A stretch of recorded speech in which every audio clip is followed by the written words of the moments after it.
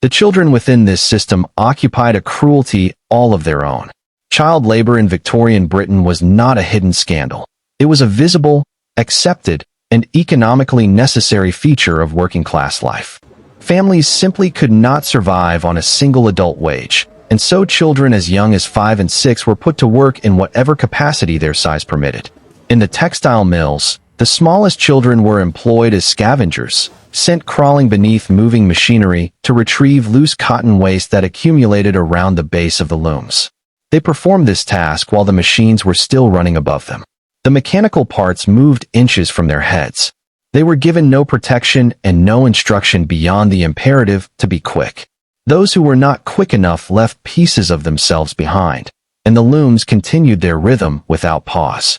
In the coal mines, children like the girl in our opening scene were employed as trappers from ages as young as 5, sitting alone underground for shifts of 12 hours or more, performing a task so mechanically simple it required no training and so isolating it demanded something close to inhuman endurance from a child who had not yet lost their first teeth. When the cage finally surfaced them at the end of their shift, the sky above was already dark. The world above had become a rumor they barely trusted.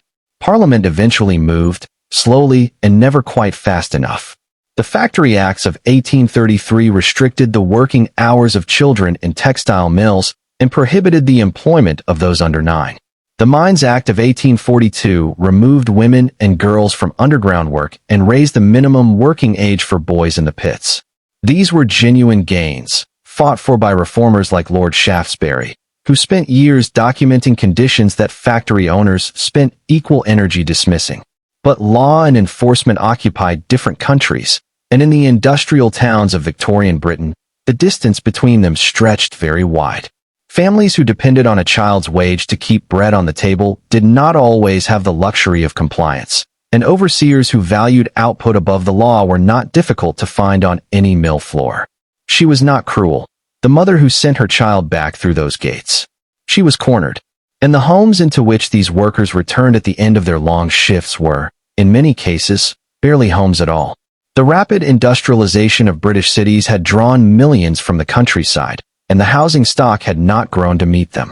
The working poor were packed into back-to-back terraced houses, narrow courts, and cellar dwellings that defied any reasonable definition of habitable.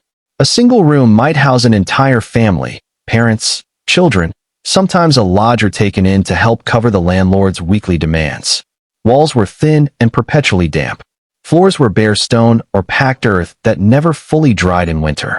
There was no running water inside these dwellings. Water came from a communal standpipe shared between perhaps 30 families, and that same yard contained the shared privy, a pit latrine emptied so infrequently that overflow into the surrounding streets was not a crisis, but a predictable seasonal event that residents stepped around without comment because it had always been this way. The consequences moved through these streets with quiet, dreadful efficiency. Cholera struck working-class districts of British cities in successive waves, moving through contaminated water with a speed that left communities stunned and burial grounds overwhelmed. Typhoid and typhus were near constants in the most overcrowded districts. Tuberculosis, consumption, as it was known, was the defining disease of Victorian poverty, present in virtually every street across enough years. In the worst slum districts, infant mortality reached proportions that, dispersed across years and ordinary terraced houses, became simply the background condition of life. Mothers counted their surviving children. To dwell too long on the lost was a luxury that survival did not permit. They buried children and rose the next morning and walked back through the factory gates, because the rent did not pause for grief and the machines did not wait. Consider what it meant to carry that grief daily while also bearing the weight of physical exhaustion that never fully lifted. And keep watching, because how these people responded to all of it is the part of this story that history has most consistently failed to tell. And yet the distance between aspiration and daily reality remained immense for most. Social mobility was vanishingly rare, requiring exceptional talent, extraordinary fortune, and the patronage of someone above the class divide willing to extend a hand across it. For the vast majority, the son of a collier became a collier, standing at the same mine entrance as his father before him, wearing the same lamp on the same battered cap. The daughter of a mill hand became a mill hand or a domestic servant, and the cycle renewed itself with each generation. Education, the most trustworthy pathway toward anything different, was limited and frequently sacrificed to immediate necessity. The Elementary Education Act of 1870 moved toward compulsory schooling, but it arrived late and met with resistance from families who could not afford to lose a child's modest earning potential. The classroom existed. The teacher stood at the blackboard. But the empty seats told the fuller story. Those absent children were in the mill, in the pit, in service, because the rent did not pause for arithmetic and bread did not wait for reading.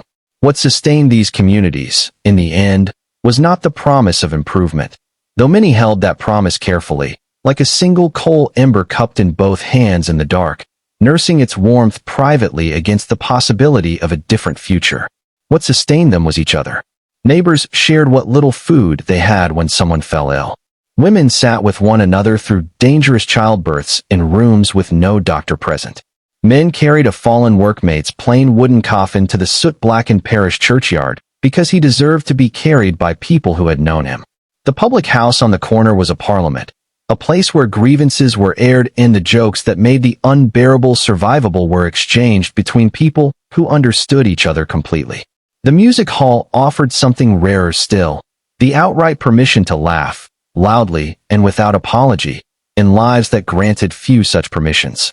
It was a small freedom, but it was genuine, and genuine freedoms in Victorian working-class life were carefully counted and fiercely protected. The Victorian working class built the world around them with their bodies and received, in return, the bare minimum required to keep those bodies functional for the next shift. They were the invisible majority in a society that preferred to look upward at its grand achievements rather than downward at their true cost. Their suffering was not incidental to Victorian prosperity. It was foundational to it. Every cotton thread, every coal seam, every brick laid in every railway station that the Victorians built with such pride, all of it passed through those hands first. The girl in the tunnel eventually emerged. We do not know into what life. But she walked out of that mine shaft into a sky already deep with evening, and she walked the wet cobblestone street back toward the terraced rows, and the next morning she rose again, because that is what survival required. To ask what the Victorian era achieved is to ask only the comfortable half of the question. The other half, the harder, more honest half, is what it asked of the people least able to refuse.